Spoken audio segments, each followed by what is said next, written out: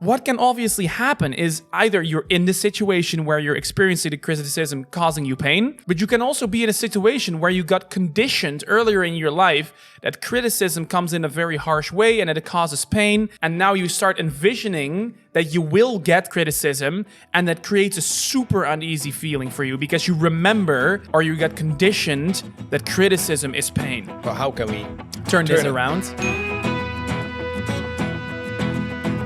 This is episode 10 of the Unlimited Potential podcast with Rowan and Gerard Deckers, and today we're talking about perfectionism. Yes, good morning. Good morning. We're sitting here Yeah. in the sun. I feel the heat in the back of my head.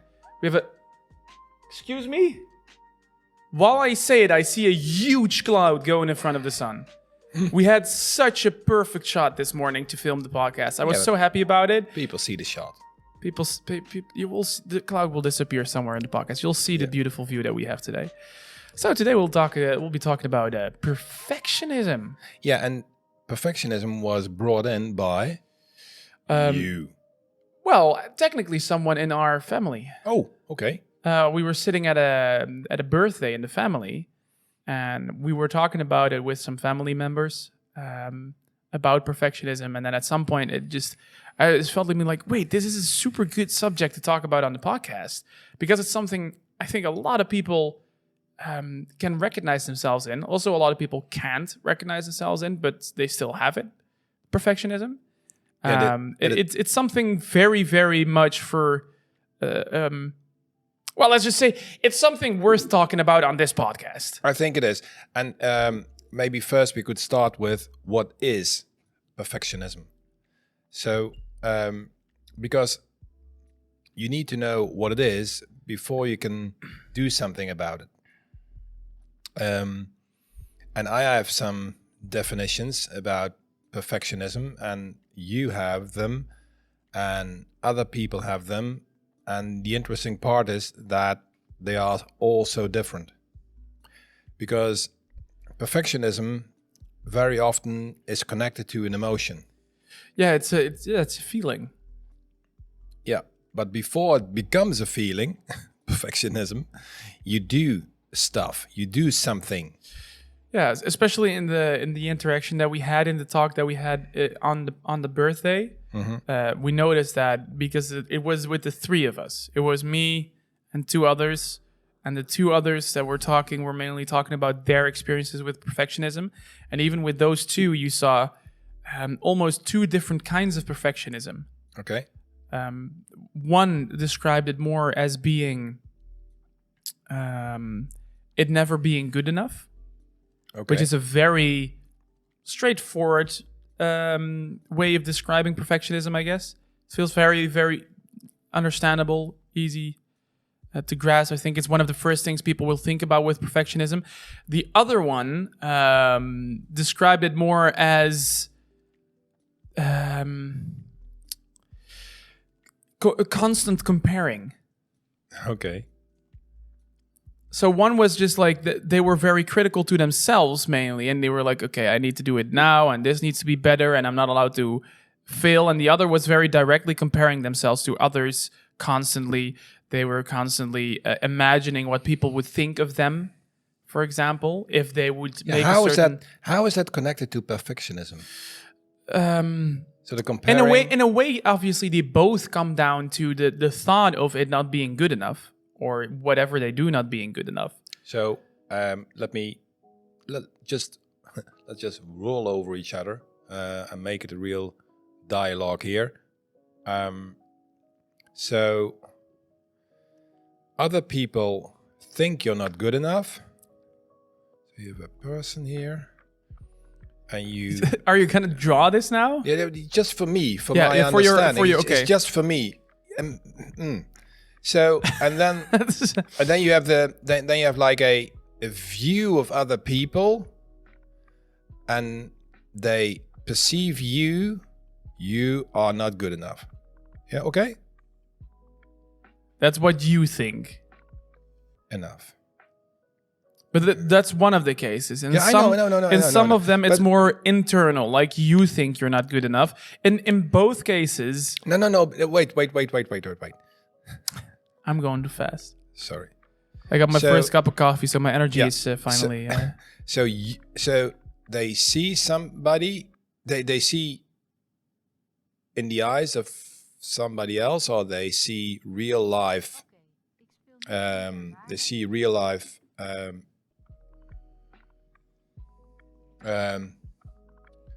In words and opinions. So you're just not good enough. So you're not good enough, and then you say perfectionism gets triggered because you think you need to be better. True? So Well, the part where I'm hesitant about is if it gets triggered always. no. But in this case, so in one, I no, but even in that case, there is a specific moment where the thoughts of perfectionism rise. But I feel like in a lot of cases, it's sort of a constant state of mind. It's a mindset. I feel almost. So perfectionism not being something like a depressive episode being triggered. It's more like a constant state of mind they're in. yeah, well, triggered And by yes, the perception. And thoughts within that could be triggered. Within that state of mind could be triggered, but they're always in that state of mind. And that's also how a lot of people describe it. And especially in the conversation that I had, it was described as something that is constantly on your mind, is a way of thinking in all situations. And I recognize it a bit, of course, because originally, for the people that don't know at home, I came from an art background. I used to do game art, where I made visuals, and in the end, I also learned a lot about things like video editing, stuff like that. And perfectionism is something that we literally got taught at school to deal with, and also a lot. In my case, in my internship, I learned a lot about it. Because it's one of the most common things to happen to artists. Because as an artist, when you make a painting is never done. It's done when you say it's done. If you don't say it's done, you can keep on going forever, making lines a little bit more straight, a little bit more perfect. So the artist is in control. That's what you say. Yeah, and you need to learn to control it and to stop in time and to say now what? The urge to keep going and making it even better and better and better and better and better, because you can. There is a possibility as an artist to still add a little bit more. Okay. And you're also, especially as an artist, you're in the beginning, you're convinced. But what's the problem? Well, you're convinced, that's what I was going to say, that you can still add something to it and make it better. But sometimes, and that's also where the very popular saying comes from, sometimes less is more. Sometimes you need to understand when to quit when it's good, and that adding more and putting more attention into it is going to get to a point where the amount of time you put into something and the amount of quality it will deliver, well, at some point, those two lines will cross each other. It will get to a point where from that point onwards, it will not generate a lot more quality compared to the amount of time that you put into it. That's not the problem. Well, it was with art. At least in that case. No. Wait. Because that's not a problem. That's like a description of the situation. The problem is something else, in my opinion. Well, the problem is that feeling that you have beforehand. So that feeling that it's not good enough. That feeling that you need to add something more. And why do you, for example, in your internship, there was a owner of the company, the leader of the pack, and at one time, just the boss. Just yeah. So we're not wolves, you know. Wait. Maybe we are. So what is really going on here? But before you elaborate more, I thought you were going to ask about the internship, but you explained this first. Yes, please. In my opinion, it's a very simple situation. You are a young person. You want to do good. You want to be good. You want to deliver quality. Then you come to in a commercial company who delivers content, and they know that the goal to achieve what they want to achieve, the quality level you want to deliver is not necessary to reach the goals they have. That they have, yeah, correctly. Exactly. Exactly, yeah. Exactly. That they have. So you need to fit in with your perception of quality into what the boss wants you to deliver. And not more than that, because if you spend more time on that video or on that graphics or whatever, then they say, okay, this is too much time to spend on this, because the goal will also be reached when you deliver it in a minor or lesser quality. So you don't need to make it. You think you're going to add quality, but your boss going to be pissed off. So you think you're going to deliver a better. Too much time. Yeah. So stop doing it. Just it's you need to realize that, and that's what we talked about a little bit in the beginning. Perfectionism is a feeling. It's even a part of an emotion. I would even say an emotional state of mind when you get into perfectionism, because you get into your. Maybe also a little bit in too much, because ego is good. I think ego is can have some very good purposes, but you're getting a little bit too much in your ego, wanting everything to be good, maybe in such a situation, and you're not looking at what the specific criteria are for that situation. So for my internship, I had to deliver, back then, again, I was still doing arts and animations, and in this case, I had to deliver animations on a weekly basis. And for people that have any experience with animation, and you know, if you're a single person working on animation, and you only have a small week time, and you want to deliver a 10-minute video, that's incredibly hard if you want to pull something off that's high quality. So I learned, if I want to do that, I need to work smart, like reuse visuals, stuff like that. I need to work smart. And I need to minimize the quality to a point that I can get it as good as I can within the amount of time that I have. But that's a very, very important detail there. As good as I can within that time. Not this good and I'll see how I'll make it work. No, as good as you can within the given amount of time, because that's the criteria that is given by the situation. And how is this connected to perfectionism? Second question. Or sub question. How does this create a negative connotation around perfectionism? So why is this negative? What do you mean? You know, most people have a negative connotation around perfectionism. Yes. So what is really going on here? What is really the problem in perfectionism as a whole? So what is the problem? What I experience with perfectionism, as far as I have experienced myself before I learned about it more, and what I've seen around me, it's the loss of control.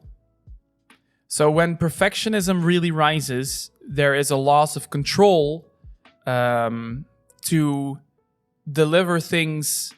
You're going to start delivering things dictated by your ego almost. You're going to start delivering things dictated by your ego instead of delivering things according to the situation and the criteria of the situation. And why is that a problem? Well, if you think about it rationally, you want to deliver things according to what is needed for the situation. And as we stated before, in, for example, my internship situation, if I would have delivered it towards my own ego, I simply wouldn't achieve them within the given time by my boss, meaning that I won't do the work that he wants me to do, meaning that he won't reach his goals. So we talked about goals earlier. My boss won't reach his goals if I don't deliver it in the given criteria that he gives me. Yeah, why does this trigger loss of control? What do you mean loss of control? You said perfectionism It's connected to loss of control. Yeah, loss of control in line of, because you're gonna work according to your ego, because you're purely listening to your own vision of how you want it to be, and Your perception of quality. your perception of quality with and you're not listening to the criteria of the situation. So it makes it a very internal progress. You're very much closing yourself off to outside factors in a way. And when you're working with other people, which most of us are in a way, whether it be your clients or your boss, colleagues, whatever it is. So it's a mismatch between your perception of quality and what the situation demands of you. Yes. Okay.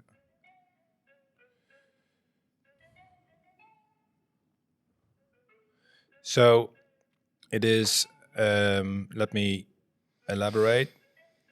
So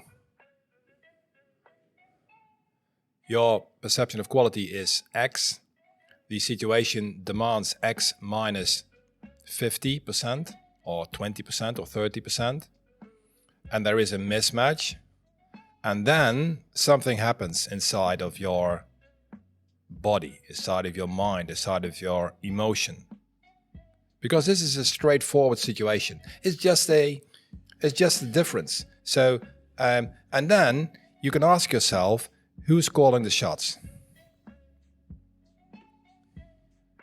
I wouldn't even say if it's like you said it. X minus 50%, for example, is needed. It's not that somebody wants you to do less. They do want you to do. Of course, they do want you to do less in that field. But I think it's more like they have a different goal than you have. And yes, that other goal requires, in this case, that you do it in 50% time, for example. But it could be. I think it could be something else too. It isn't always tied to, for example, time, but it is the mismatch of your goal and the goal of what the situation has or requires. What is your personal goal becomes making it the best it could possibly ever be, and that's what a lot happens. I think personally with perfectionism, wanting to make it the best it could ever be. And that on its own, that sentence is obviously already, if you really think about it, a little bit ridiculous. When you're younger, maybe if you're a little bit older and more experienced, it becomes a little bit more realistic. But the sentence on its own, the best it could ever be, is a ridiculous sentence to say, if you think about it. Yeah, but let us just go deeper here. So you say there is a mismatch between the personal goal and the environment required goal. It could be work, it could be a trainer who wants something from you in your sports. It could be your partner who wants something from you and your personal goal isn't matched with that. And it could also be, and that's the other side of perfectionism, of course, but it's in line with what you're saying, but it isn't always a physical thing. Sometimes that other thing is literally the ticking clock. Because a lot of people want to... I'm losing you. Tell me. Some people want to be somewhere right now that they need, for example, 5 years of practice for. That's also a part of perfectionism, but that's also, in a way, mismatch. They want to... Well, I literally heard someone say... that they want to be a professional in something, and they already basically said, I have the thoughts on a daily basis that tomorrow I want to be in the biggest league there is. Tomorrow. And like that World Cup league kind of level. Tomorrow. World Championships tomorrow. Exactly. So and that's a daily thought. Yeah. So, or for example, I want to lose weight, and I want to be skinny tomorrow. Tomorrow, I want to have lost 50 pounds.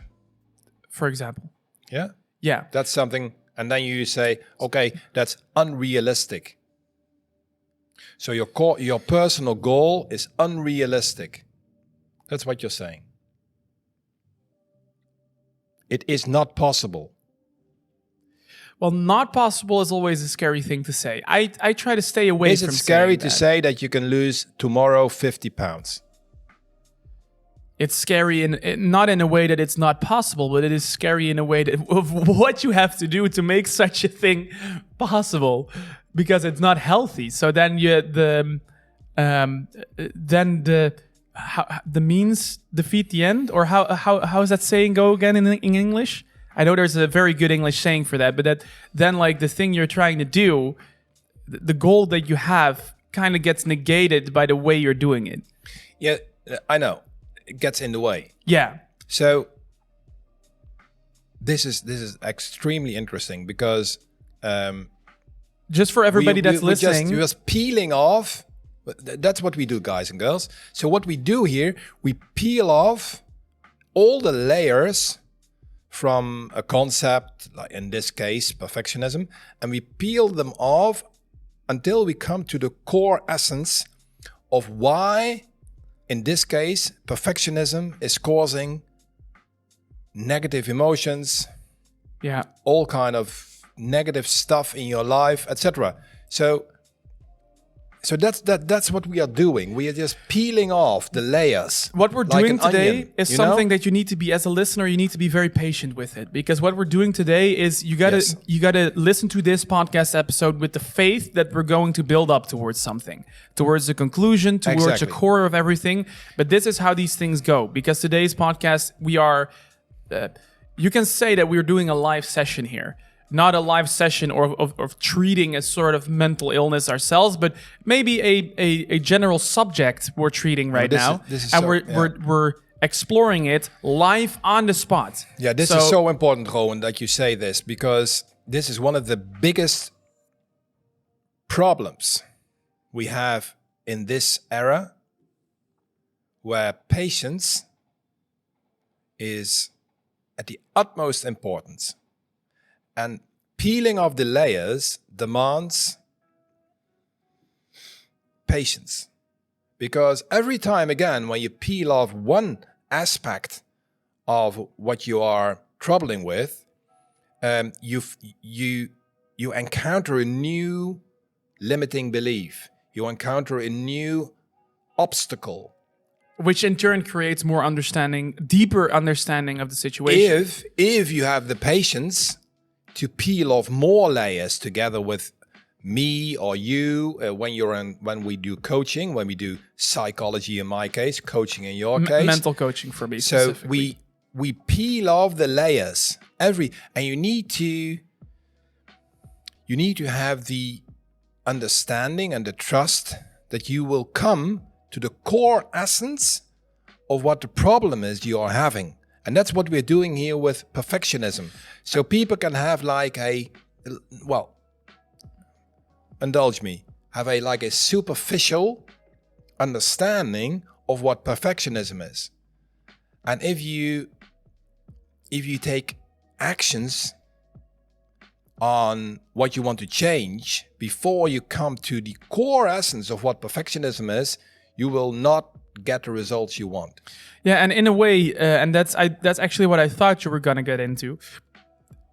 A good thing to mention here as well is that how we are recording this podcast right now is theoretically also how a live session would go with someone. And I say, hey, yes. One of us is not sitting here as being a client or a patient towards the other. We are just exploring this general issue together.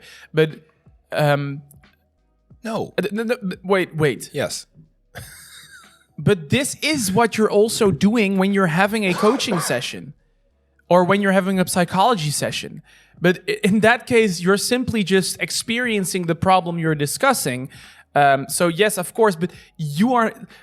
I feel for some reason that I need to say this right now, but you need to realize that you're not the problem. You're both tackling an issue that you're suffering from, but you're tackling that issue.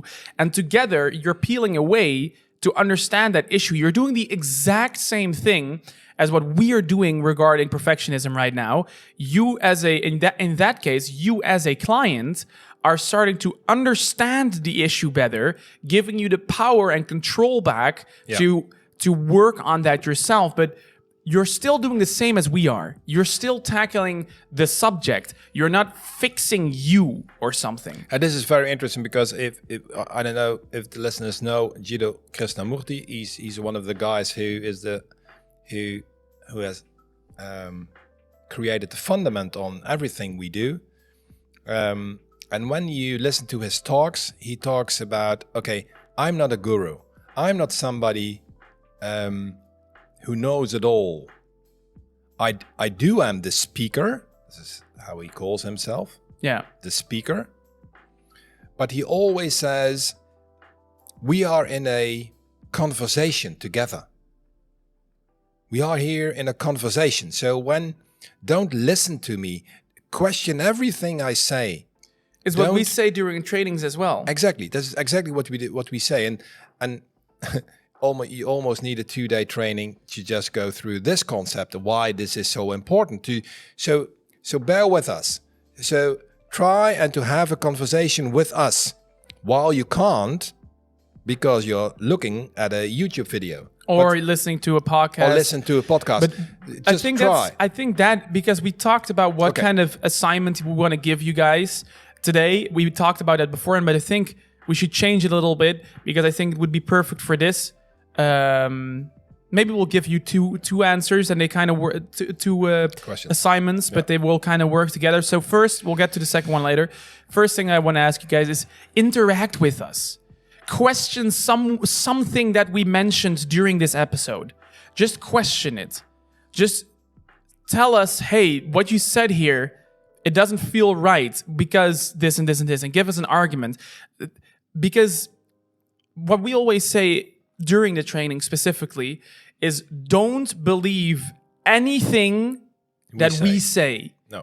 Don't believe anything that we say, because once you believe what we say, you're losing the ability to think for yourself. Exactly. Because you're just going to assume that what we say is right and you're not thinking it through anymore yourself. So think it through, question everything we say. And that's why I personally would love to see more people interacting in, for example, the comments in YouTube, sending us more emails. We say it every episode, but this is exactly why it's important, because we want people to be active in this, thinking about this. You don't have to interact with us. Yes, it's handy, but you don't have to interact with it to boost our statistics because we have more comments. Yes, it's nice, but for us, the most important thing is that you are mentally active with these subjects. You question it, you think about it, you work with it. So let us know. You can also do it if you want. You don't even have to do it in this episode. You can go back to a previous episode where you think back. Now you're like, oh wait, that episode I questioned that. Exactly. Go back to it. Send a comment about that episode.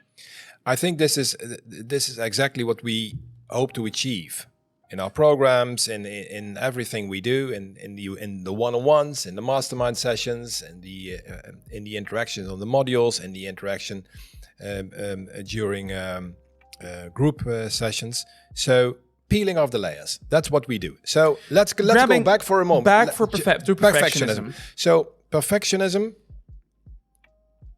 and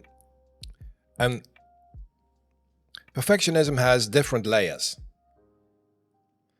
And perfectionism, obviously, because we started the conversation about personal goals, environment, work-related goals, mismatches between that, and that could trigger perfectionism. But maybe there are some other aspects of perfectionism. Why do you want to be perfect? This is one of the key questions related to perfectionism. Well, so to make it more specific, why do you want to be perfect? And to make it even more specific, if I may, why do you want to be perfect now? That's okay, but it's not necessary for the discussion. I think they're both good questions. I think first you need to answer your first question. Why do you want to be perfect? Let's elaborate on that. That's why do people want to be perfect? Why?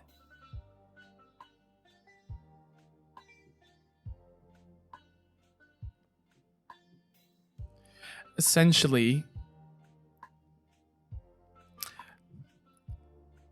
why do any of us want to be perfect? It's the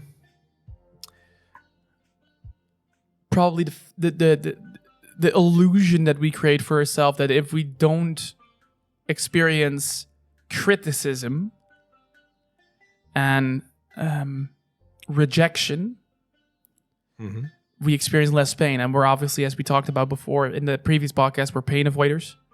Things are like rejection and failure cause pain. So perfectionism would give you its sort of illusion that you will never experience pain. Oh, this is like interesting. that. Whoa. Yeah. Okay. So you say, okay, when you are perfect, you don't not in that way. You will have other forms of pain, but it's a way of avoiding a specific kind of pain, of course. So when you are perfect, you don't get any criticism, and this means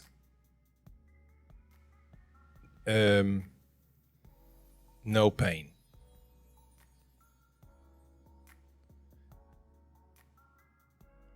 Well, obviously, it's I'm going to say 99% of the time, it's it has to be in that if I'm thinking about it, right? I'm trying to really think it through. It has to be in that direction because otherwise people wouldn't be aiming for such great things because the perfectionism of making something perfect, it's barely ever for yourself.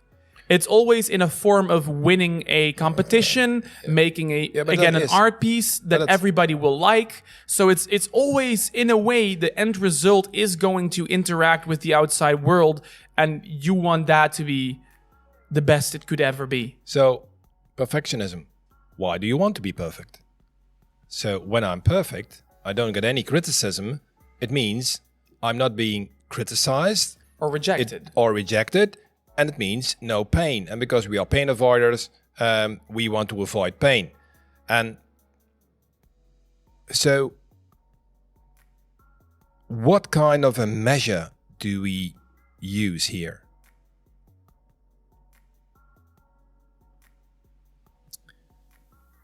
And this is obviously almost a rhetorical question, because I think it's obvious. Maybe I'm on maybe my brain is completely going on a different track here, but I'm going to go ahead and say pain.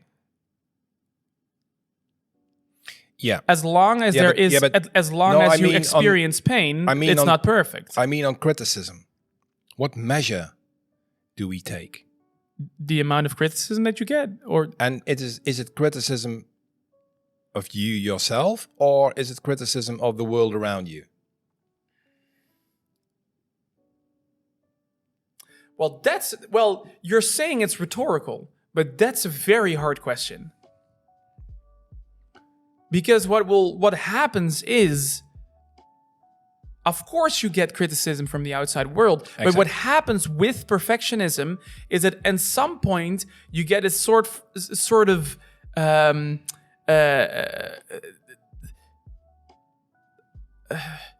preparing criticism in your head, or how you say it, anticipation criticism, I would almost call it. So your brain is gonna fill in the criticism that's going to come from the world when you release it. Oh, but this is like 2.0. Let's just do the basics first. So you are obviously correct, but let's go. I hope we have time. But I don't think we do. We need to ramp it up first. First, do this one. So, why do you want to be perfect? So I don't get any criticism from the outside world. From the outside world, I do not experience pain because I don't get any criticism from the outer world. So that thought is the same in both situations. So whether or not you're going to actually get it from the outside world, or it's simply your own thoughts, that core thought will always be there. Like, you want to not get criticism, whether or not, like, afterwards you're going to give yourself the criticism or the other people are going to do it. That doesn't matter. No, but wait. Let's try to keep it as simple as possible. So, perfectionism. Why do you want to be perfect?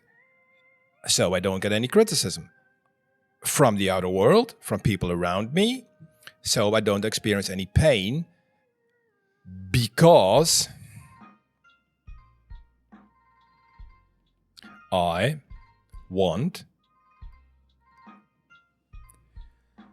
to be liked, to be loved, to be insert positive liked, affirmation here. Accepted, loved, worshipped, maybe even worshipped, etc. So we're pretty down to the core of perfectionism. So let's just do it again. Perfectionism. Why do you want to be perfect? So I don't get any criticism from the outer world. I don't get any pain.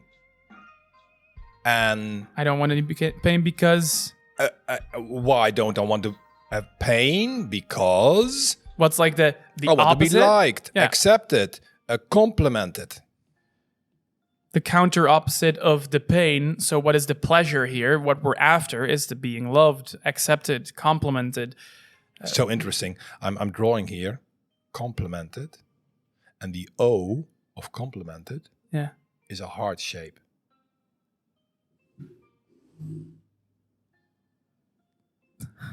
It's unbelievable. When you go back to the pain, of course, that's something where I think the perfectionism gets born into existence at some point for people, because at some point people need to get the association, the sort of inner association that criticism is pain. At some point they need to learn.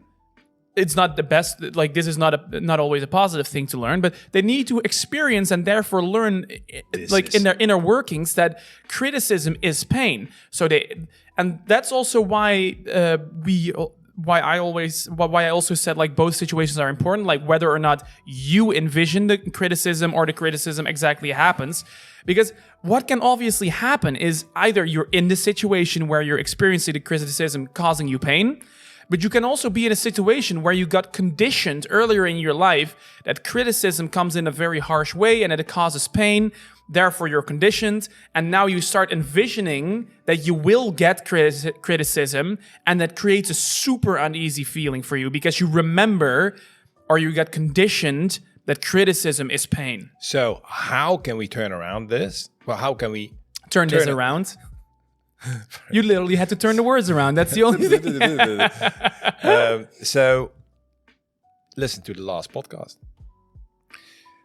Because what we talked about in the last podcast before this one, that pain is your ticket to greatness.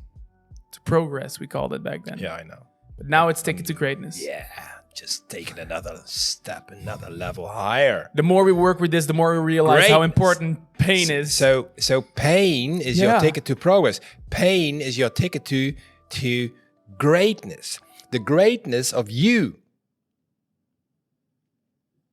So perfectionism is connected to the avoidance of pain because we have a completely distorted picture of what pain is, you know?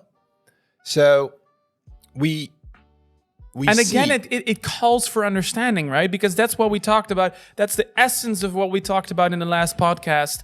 I'm just gonna say it so you don't have to listen to the entire podcast. No, that's sorry to say it, but bull crap. You need to listen to the previous podcast. There's a lot of interesting information there. But the core essence was that you need to learn to speak the language of pain. The signal that pain is causing, because pain is a signal. And the only problem that we experience sometimes is that we don't understand the language of the pain. We don't read it. We don't hear what it's actually saying to us. And in this case, it's the same thing. And it's not always that the pain is something, is an alarm for something being broken.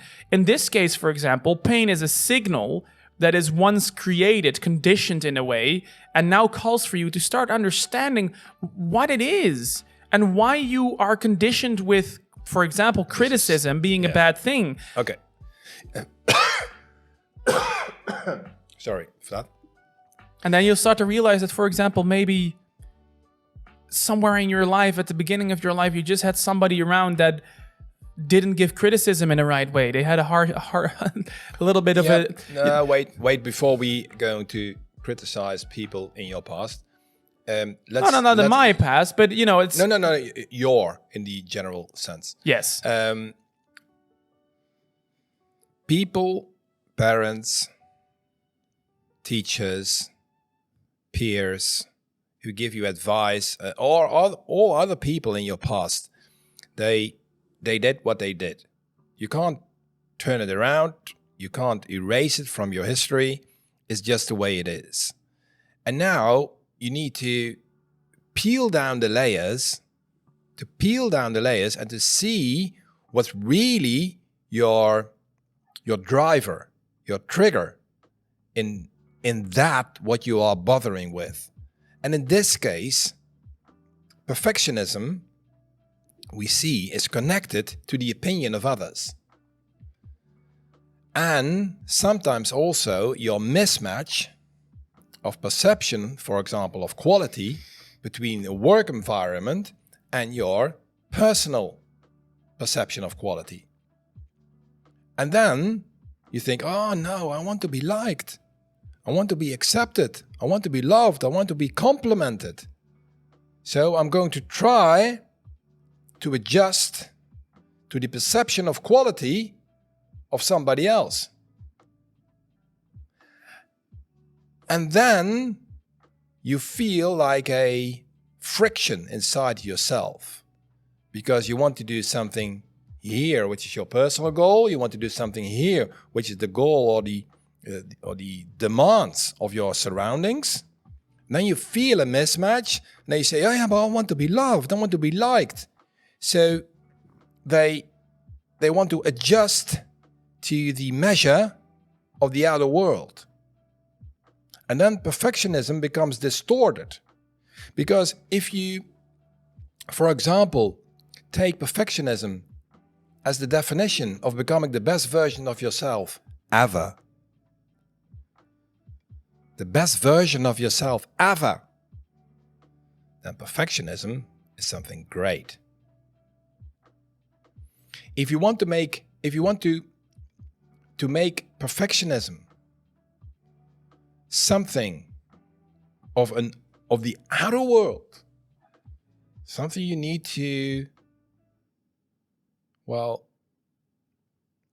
do what the outer world demands of you, and it is distorted from your own personal goal, from the best version of you, then an emotion arises. And then it can't be your ticket to greatness, because your ticket to greatness is always connected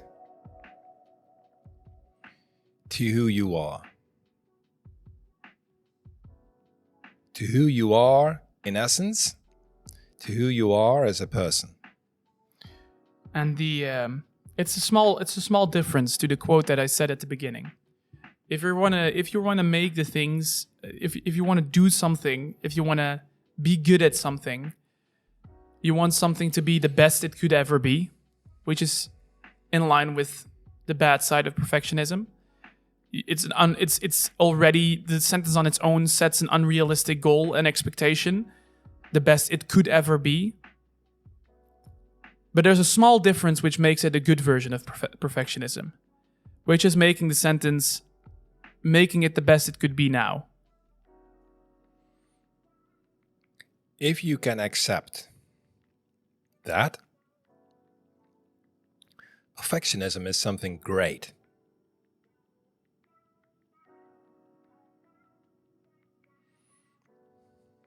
I always say, if you're going to compare yourself, the only person you're allowed to compare yourself to is the you from yesterday. Exactly. That's the only person you can compare yourself to. And, we know we are already 45 minutes or something into this podcast. And obviously the discussion is not finished yet. But we tried to peel off the layers of what perfectionism is in this podcast. And obviously there will be a lot of extra triggers, extra depth to discover if we go on to the next podcast, which also will cover some other topics. But perfectionism is something the world is struggling with as long as we have humanity. So we always look at the measure other people take regarding our behavior. And I think you put it pretty clear. You look at how you've been yesterday, how you're doing today, and where you want to go to tomorrow. And if this is your attitude on perfectionism, like the nourishing, the molding of the best version of yourself, I think you will never, ever have any troubles again with the concept of perfectionism.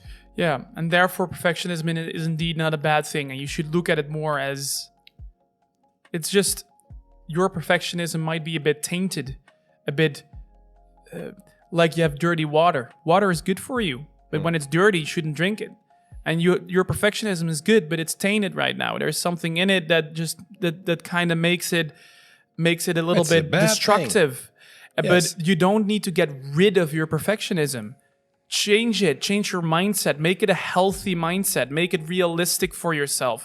Make it, well, not realistic as in that your goals need to be realistic, but that there's a healthy balance in there. And that you're, for example, comparing yourself to you from yesterday. Exactly. I think this is. And you're just trying to be the best version of yourself right now, and you accept that, and you go with that. This is, I think, all we can cover. I think the best thing we can ask you guys for a subject is still a little bit, or for an assignment is still a little bit in line with what we asked of you earlier. Perfectionism, as we explained, is a very broad topic, and it gets experienced in a lot of different ways. I think this is very much the essence of it. But please let us know what your experience with perfectionism is. Yes. How have you experienced it? What are the thoughts that came into your head? What are thoughts you've battled with, struggled with?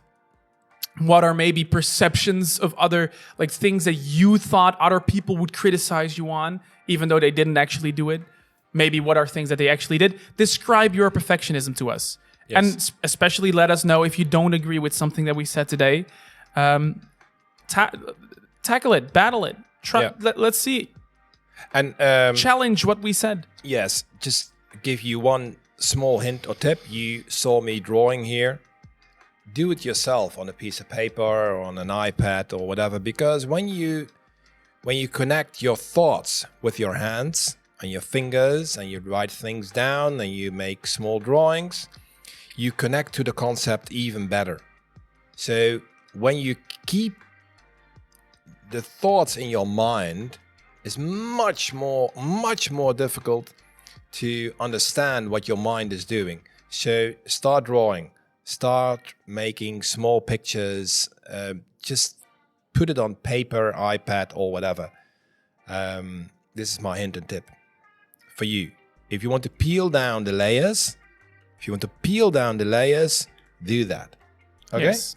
And it's obviously in line as well with what we said with the assignment, because if you type it down, it's also a way, but drawing gives you the best mental freedom to do everything and to put everything down that you want.